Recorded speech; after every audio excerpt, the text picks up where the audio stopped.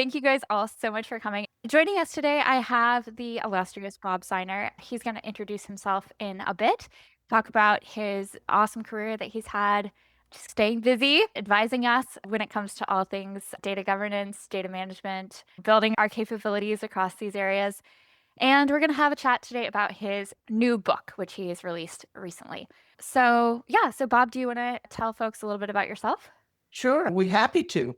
My name is Bob Seiner, and the name of my company is KIK Consulting and Educational Services. People asked me if KIK are my initials, and I said, no, my initials are BS, and I didn't want to call myself BS Consulting.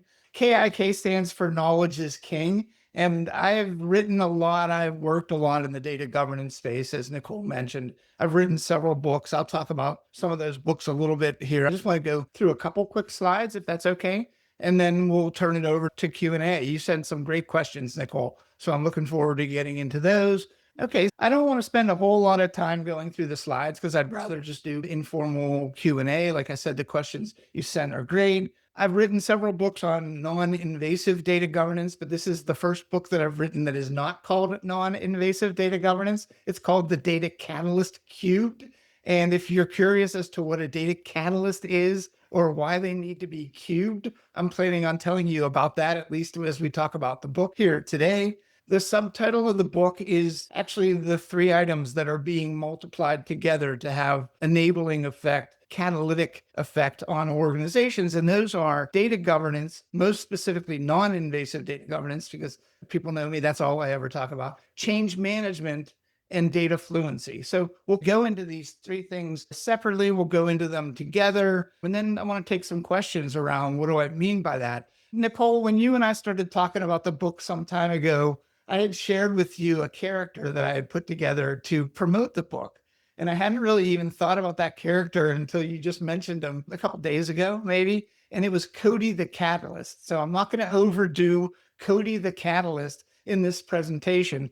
But again, I'm trying to reach audiences that are beyond all of you, the DAMA audience, the CDMP, the Dataversity, the LinkedIn audience, and get people thinking about the fact that data can be a spark. It can be something that can actually accelerate AI to happen in your organization. It can accelerate analytics to happen in your organization. So I thought of the idea of data governance is a scary word.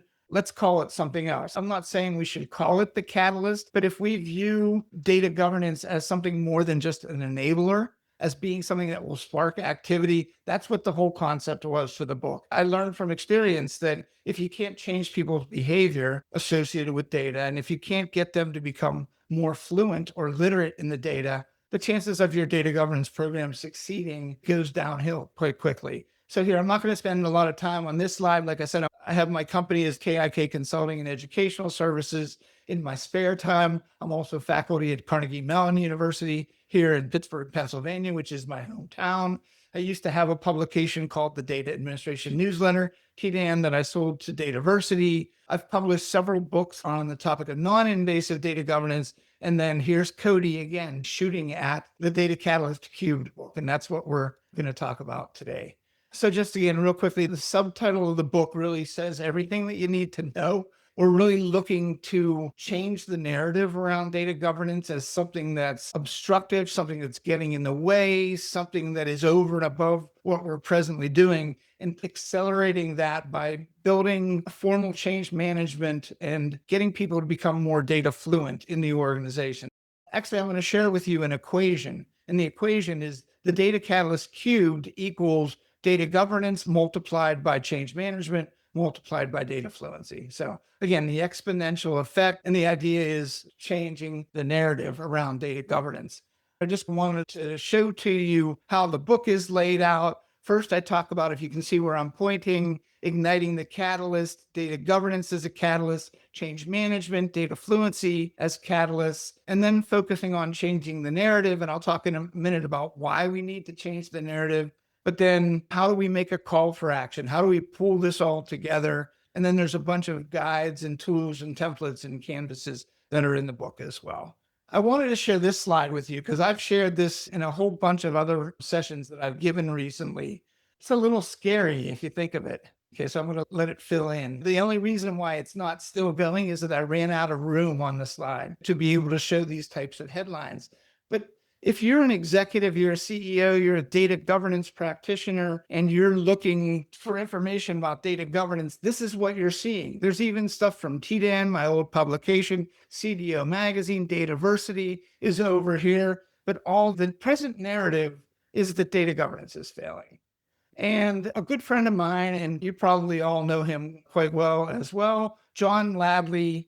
John came to me almost exactly a year ago and said to me, "This is just BS. We got to call BS. Data governance is not failing. The way people are talking about data governance is failing."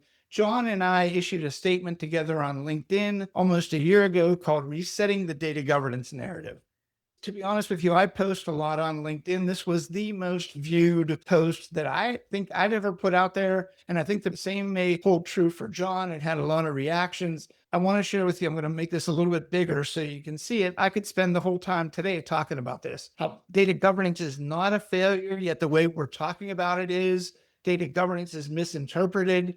The reason I'm really showing you this is that this block over here, the second oval down on the left-hand side, really became the impetus or the spark that got me thinking about writing this book. And that was that change management is hugely a discipline that data governance, data management ignores.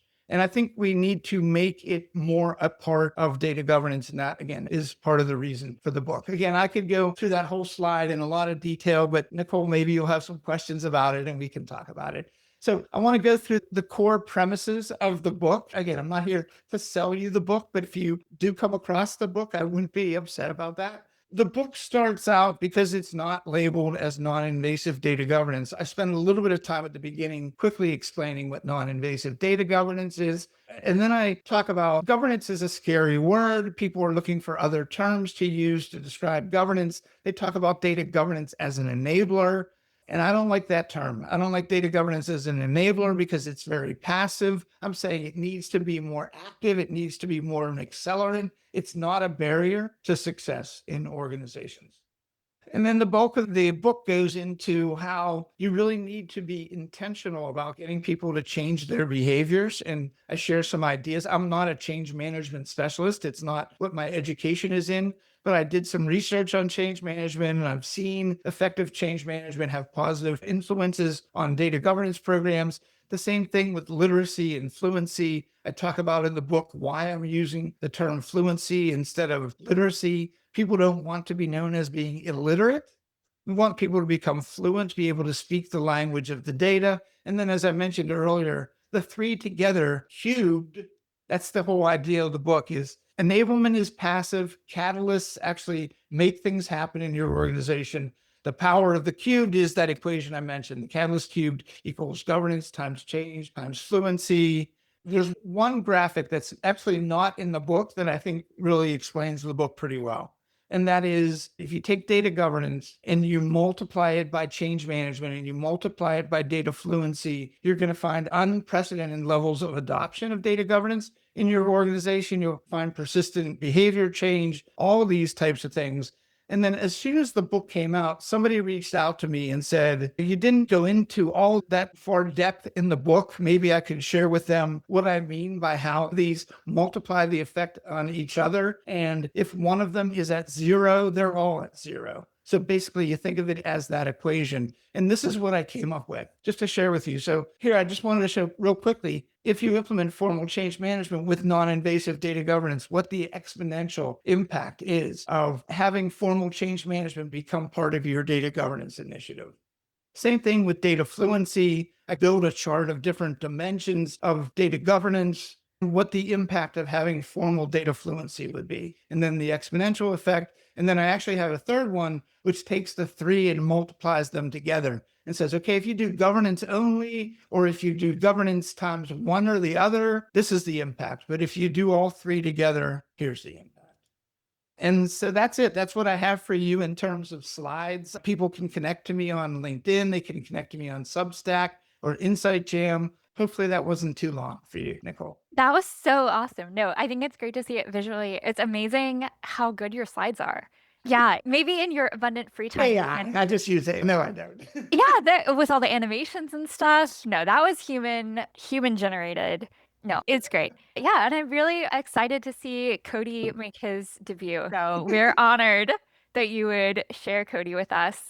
Thank you. Yeah, no, that was great. And yeah, like I said, I think what's awesome about seeing your writing and how you present ideas all the way back to the first non-invasive data governance books throughout your abundant your writings is just Long. your extensive experiences is like how good you are at communicating stuff and using the visual medium and metaphor and showing like, oh, I love what you said about, sorry, I'm just like fangirling at this point, but I love what you said about the multiplication and how if any one of these three elements is at zero, just like in doing in a Multiplication formula, equation. Right. precisely, then it's a great way to explain how you need all three. So to kick us off, I am going to go to some of the questions from the audience first.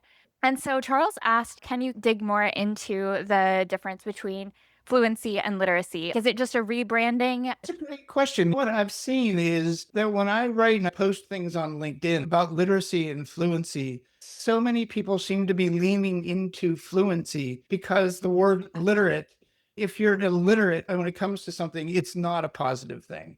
Hmm. So becoming fluent is a way of kind of building confidence in the data, being confident that you can ask the right questions of the data and those types of things. I think our friend Matthias had said to me, it's almost like becoming fluent in Dutch or German or French or anything like that. If you not only know the culture of the data, Flemish. but you can speak it and you can Yeah. communicate it. So literacy, I'm not against the term literacy. I just thought it would be more of an attractive term to use fluency and then just explain how people need to be able to live and breathe the data and get that level of confidence in the data. So that's a great question. Thank you.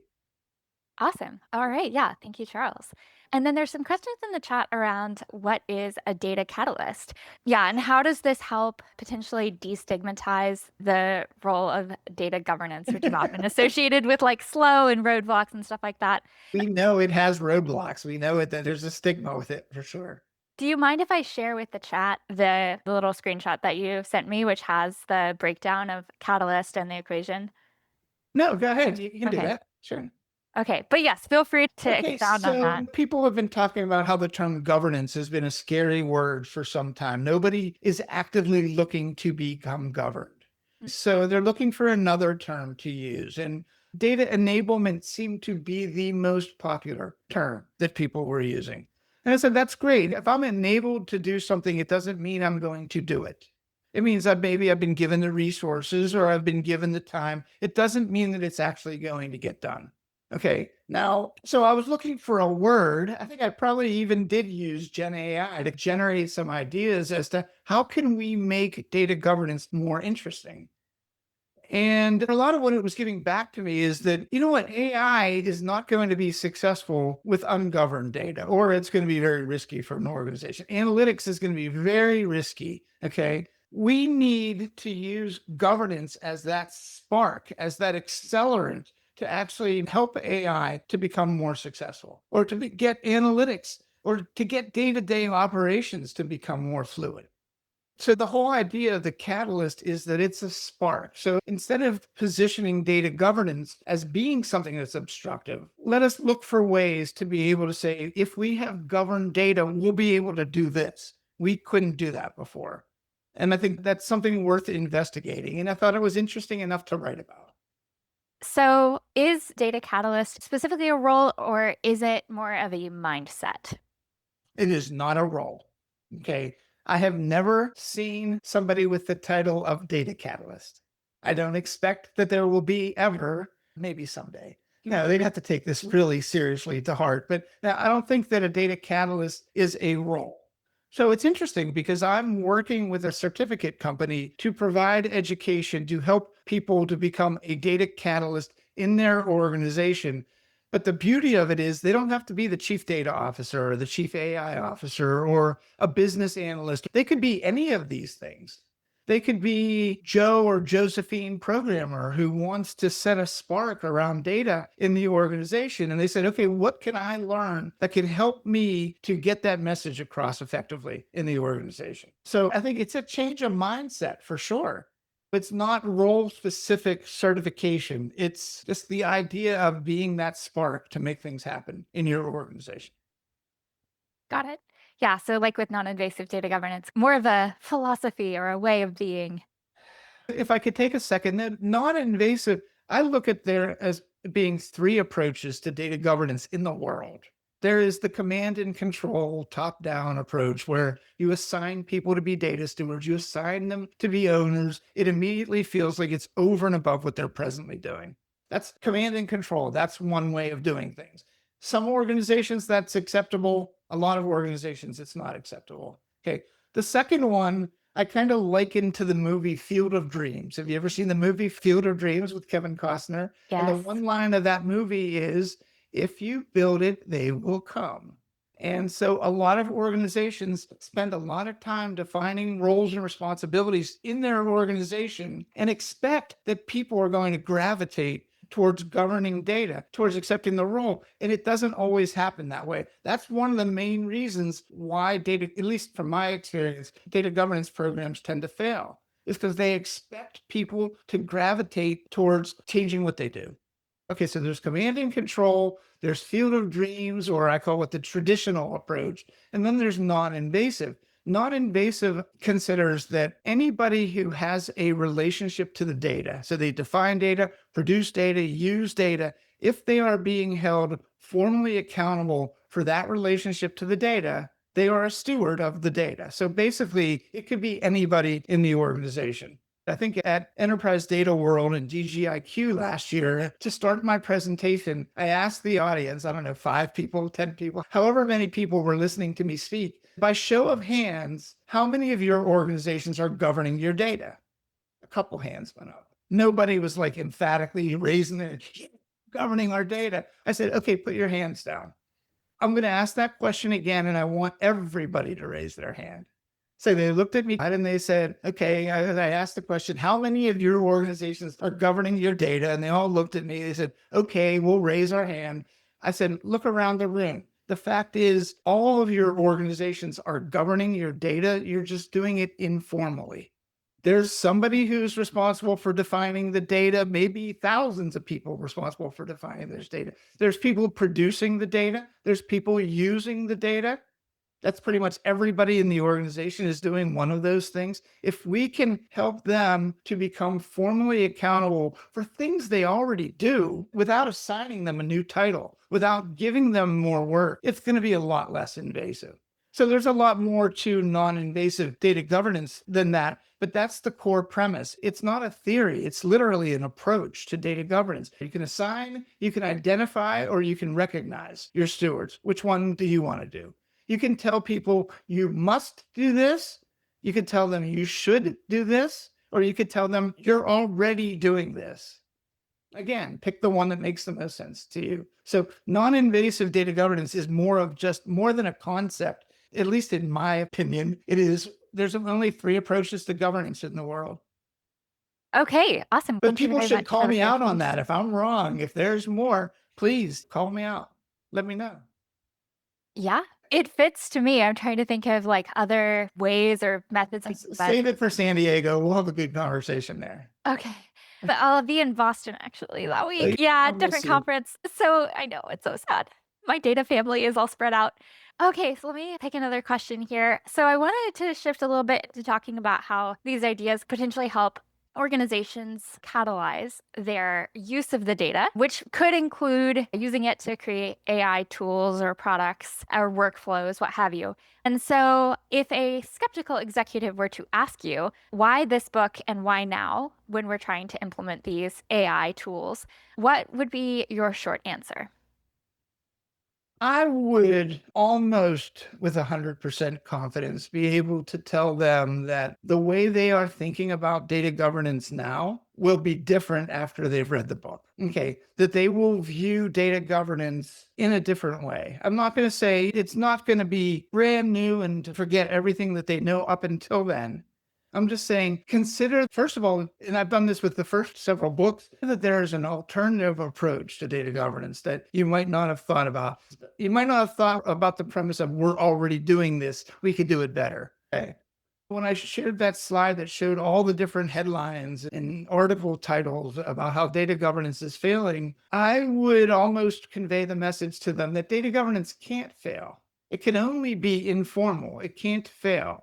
So if you're defining data, you can either do it in a consistent manner, in a quality manner across the organization. If you're producing data, you can do it that way. If you're using data, the government's coming to you and they're not giving you an option. You need to use the data the way it's intended to be used, follow the rules. I know that's a lot longer than one line to give to the executive, but I would just tell them, They're captivated. if you're willing to open your mind to some additional concepts, which I would think they should be, there's a potential for that here. Okay. And you mentioned in your slides, like how change management can often be the failure mode for a governance initiative. Can you talk more about that? Yeah, let me give you two examples of organizations I've worked with. And this is over the last couple years. I wasn't really talking about change management as much, but in retrospect, I see that if they hadn't changed people's behavior, their program would not have been successful. And this organization happened to call it information governance instead of data governance because they were looking at data that was not just structured data in their systems, but they were looking at everything else, emails and documents. So anything that was unstructured, semi-structured data, they called it information governance. It was a large banking institution. The government came into them and they issued them an MRA. You know what an MRA is? A matter requiring attention. You don't want to be given an MRA by the government. Okay. They since now have something called an MRIA, which is a matter requiring immediate attention. The problem that they had was that when they were audited, they couldn't demonstrate that people knew how to protect sensitive information and they had banking information. So we needed to change people's behavior. Okay, so we started out by doing an inventory of all their structured and unstructured data, built a COAS-HEC database, and then started going basically resource by resource, recognizing who defined it, who produced it, who used it, and then educated them about the rules and regulations associated with it, really educated them hard. And then within, I think, 6 months to 8 months, maybe it was 9 months, the government came back in and did an audit and said, how did that happen? How did they all of a sudden go? How did you change what they knew and the way that they behaved? Because people would take files and they would zip them up and put them on a disk drive and send them the things that were not allowed. We got people to change their behavior too. Another organization, I'll just be real quick with this one, is a food distribution and a retailer. Like you see them in every city, there's tons of these. They were having issues with their ingredient data, their nutrient data. They were trying to build recipes. They were packaging products together and things like that. And they could not do it because everybody was defining that information differently. And they had a lot of different product suppliers. Again, the bottom line was changing behavior, getting people to realize that to be more consistent was going to benefit everybody in the long run. I'm sorry, this was long. Yeah. So I guess what I'm hearing is there's an education component and there's a motivation component. Good. Yeah. What about data fluency? What are some practical signs beyond just we did a training to show or to evaluate whether data fluency is actually increasing in an organization? You just nailed it on the head more than most people right away, is that a lot of the people think that data fluency and data literacy is training. That's it. Okay. But there's ways to be able to poll, POLL, different people in the organization about their confidence level in the data, their ability to be able to process it, to use the data, to ask good questions around it. If you can see, this can become pretty obvious in meetings when people are asking better questions around the data. It's showing a more in-depth level of understanding of the data. If you're literate in French, I can read French. I can even speak French. I won't do a podcast in French or a webinar in French, but I'm not fluent in French. Getting people to be fluent in the language of data in the organization is obvious in a lot of ways. How confident people feel, the questions they're asking, the innovative ideas and ways that they're using the data increases. Awesome. And then going along with that, is there an approach to measuring data governance? Approach to measuring data governance. Wow, that's a great question. I don't know if I've been asked that question for a long time. Typically, there's two different ways that I suggest. One is how well has it been accepted in the organization, which isn't really good. That's usually measuring how much have people taken it to heart and build it into what they do. The other one is the business value, is in dollars and cents. Are we making better decisions? Those types of things. So I Mhm. always break my metrics around data governance into acceptability and business value. And so business value can be time to market, it can be time to results, it can be time to fill in the blank. It could be amount of money spent, it can be all of those types of things. Anything that you could then articulate a financial value to. So acceptability, is that the acceptability of the data? Now, the acceptability by the people of Ah, the governing practice is what I would okay, say. okay. So just because I reached out and tapped you on the shoulder and said, Nicole, you are a steward of the data, doesn't mean that you're going to start acting that way. So if we can measure how we've influenced the way that you work with data, if we can measure those things, it's good value to you personally. Yeah, that's great. So a two-tier approach, acceptableness, and then the value. Oh, there's a difference too. And I've written about this a little bit. A lot of organizations have gotten to the point where they measured outputs. I was just working for a large government agency. How many policies did we write? How many people did we identify as data stewards? And at the beginning, they thought those were acceptable metrics. It's really not. Yes, we produce these things, but have we changed the behavior of people within the organization? It's harder to measure that for sure. Harder but more worthwhile. We'll see. We'll see how much it catches on. Nice. I want to talk more specifically around this idea of the catalyst. So you mentioned the response that you co-wrote with Mr. Ladley. And so was that kind of the first time that this cubed idea clicked for you? No, I think the cubed idea came later.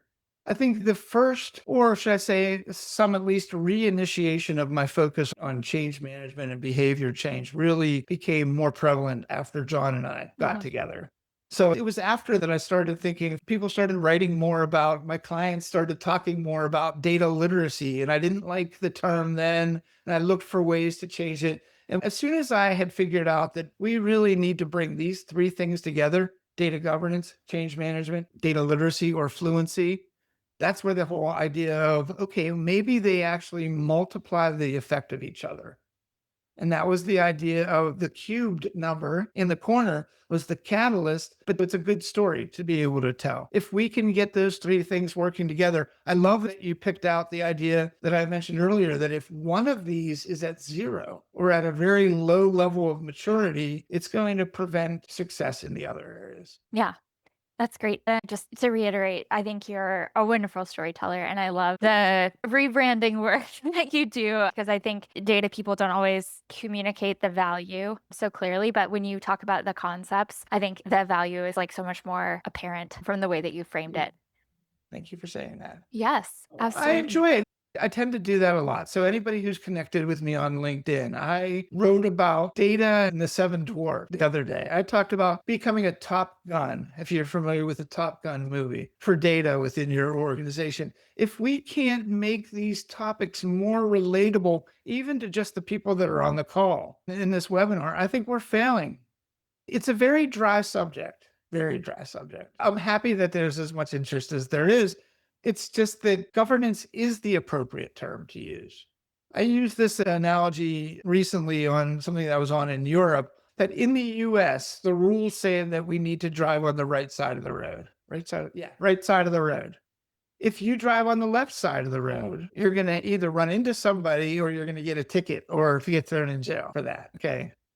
When you go out and you get in your car and you drive on the right side of the road, you're not thinking that the government is what set that rule to tell you to do that. So we're being governed all the time. We need to get people to view governance as my definition of governance is the execution and enforcement of authority over data.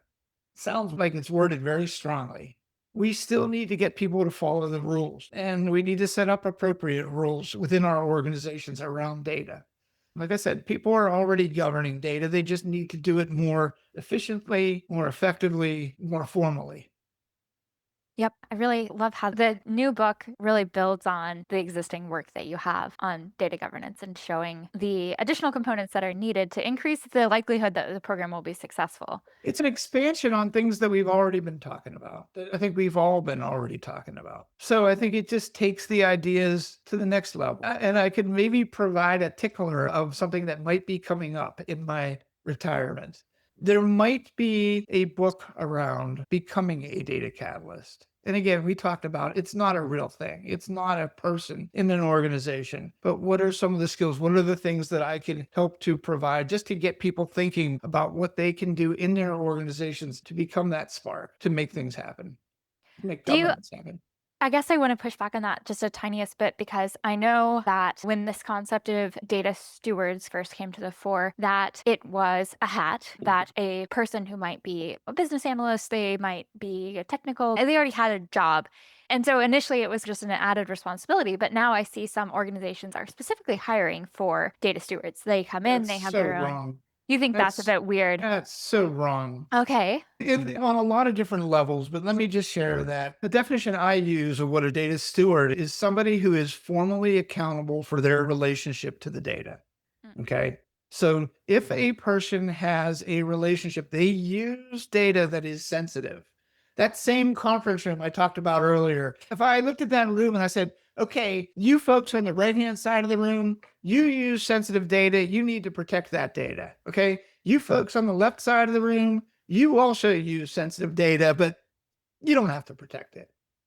I don't think that's going to fly anywhere.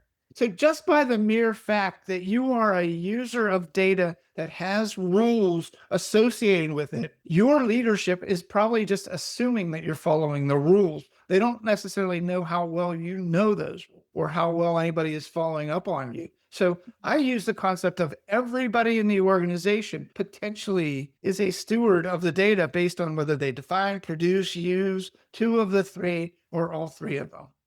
So it's not over and above what you're presently doing. That's one of the things I say. We don't need to assign you to be a data steward. It's not something that you can opt into or opt out of. Based on your relationship to the data, you're a steward. If you use sensitive data, I'm guessing that your executives are going to hope that you protect that data because otherwise you're putting the organization at risk every day.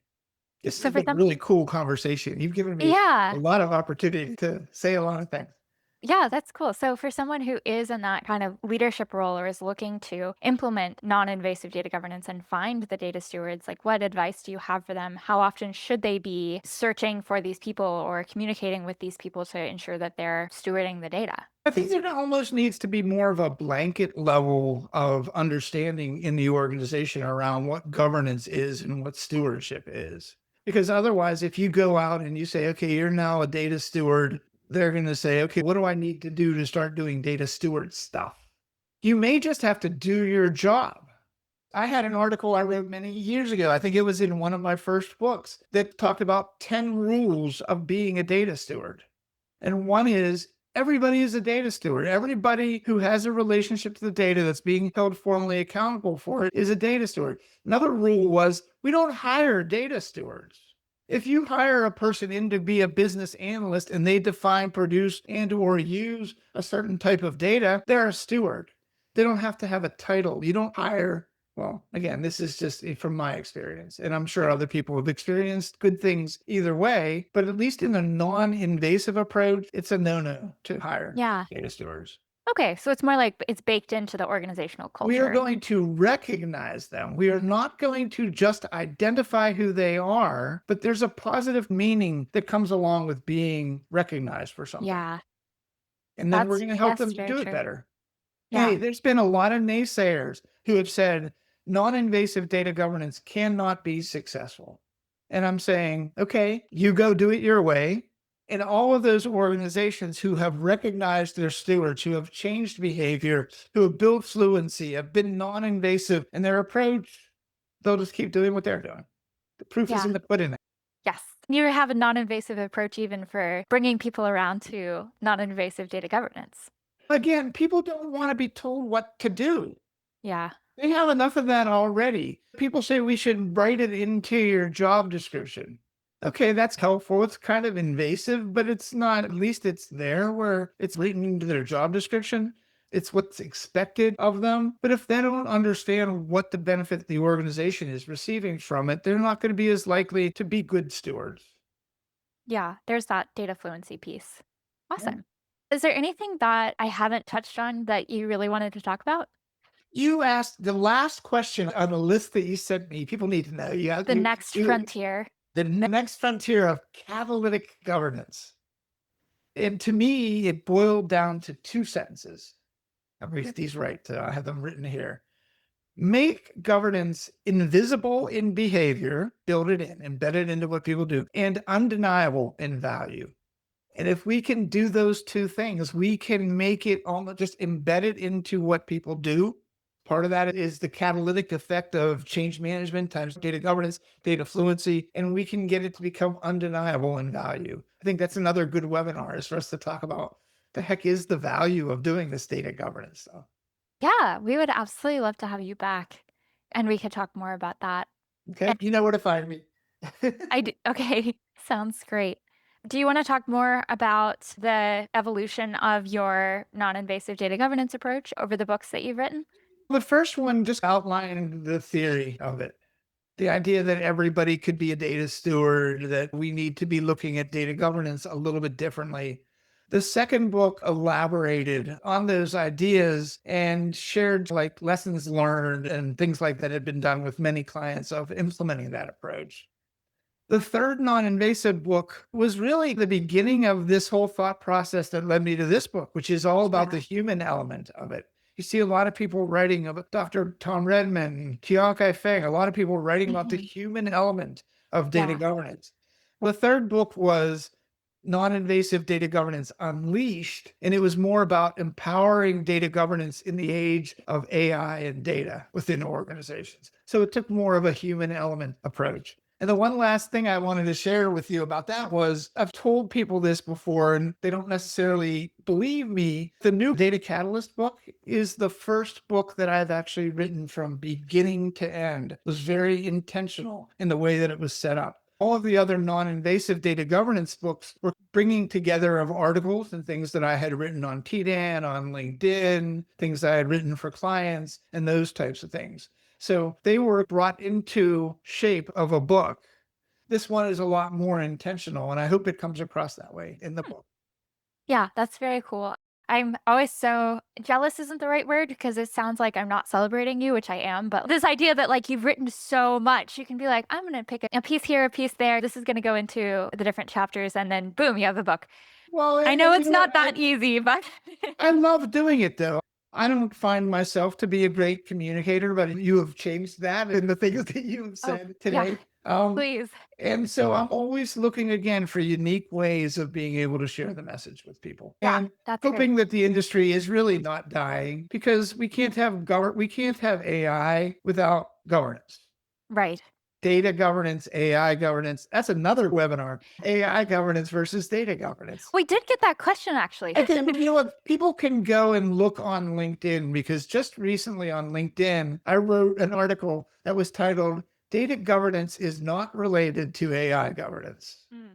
Mhm. Boy, if you ever want to get pushback on something, you just put something like that out there. No, I There was a agree. one guy who yelled at me and said, that's just unethical. Because then at the beginning of the article, I wrote, there are obviously some overlaps. There are things that are related, but governing data and making sure it's of high quality and that it's accessible is different than governing the outputs. I think AI governance is more focused on people's behavior of using the outputs and the outcomes that come from AI generated things. Because number one, we know that they can't all be trusted 100%. They talk about it hallucinating, but AI is not intentionally trying to find ways to screw you over. It's just using the data that you've given it to make certain calls and assumptions. AI governance really focuses on the, at least in my mind, off the top of my head, on the outputs and the outcomes of AI, Yeah. when data governance is really the execution and enforcement of authority over the management or the definition, production, and usage of data. Yeah, just to give my spin on it, data governance is perhaps 80% of AI governance. And the remaining 20%, from my mind, is the additional risks that AI models accrue that other types of data products don't really incur. And so hallucinations is like a component of that, but there's a lot more stuff as you get into like advanced analytics and generative AI. So yeah, I'm with you and I will defend you against that Just one more thing LinkedIn though. So yeller. so let me share two more things with you. Perfect. Okay. At least this one. Somebody shared that they asked Gen AI a simple question.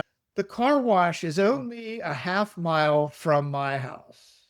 Should I drive or should I walk? Nice. And the Gen AI responded, what are you, some lazy bum? It's only a half a mile. You can just walk to the car wash. So just think about that. That's a very simple terms as to what could happen from a very necessary directed business question, Right. giving you results. If you aren't fluent enough in the data and you aren't fluent enough in the business, you may not even question it. That's a Yeah. big risk. Yeah. Great. Making the case for data fluency again there. And And so if next time I'm going to walk to the car wash. And then when they get there and look around, say, I forgot my car. yeah, We're going to listen to Gen AI again. crucial. I feel like having another conversation potentially, we'll talk about business value first, and then we'll see if we want to come back for another round of AI chat. If Um, people want to listen to us talk, but okay. yeah, So this is good. And anything else that you wanted to cover? I think we hit the main stuff. But I did want to ask you, like, what's the best way for people to purchase your book? What's your preferred way for people to go and get all your books? Let's put it this way. My publisher takes less of a percentage than Amazon does. So if you Mhm. want to looking for my book, I know I've posted about it on Uh-huh. techniquespub.com, Techniques Publication. Steve Oberman is my publisher, publishes a lot of data books, or you can go to Amazon. If you're interested in just kind of learning what I'm thinking at any given time, God help us all, just check me out on LinkedIn and you'll find if there's some stream of thinking that I felt was important enough to write about. Yeah, your whole extensive back catalog of things. Really super grateful to you for joining today. Very excited about the book that was recently released and any new upcoming books in the Data Catalyst saga. Thank you again. This was wonderful. Fantastic. You are doing a wonderful job. It is so important that people keep educating themselves. And the CDMP training and the knowledge and the stuff that you're sharing is going to come back to pay wonderful dividends. And so take it seriously. Listen to what Nicole and some of the people that she talks to have to say, and you won't be steered wrong. It's really wonderful. Yeah, thank you so much, Bob. Thanks for making the commercial for me. All right. Thank you guys all so much for joining us. And this is really a wonderful chat. I'm losing my ability to speak, but that would be a pretty good time for us to say goodbye. So, All right. yes, thank you so much. All right. Thank you. Take care, everybody.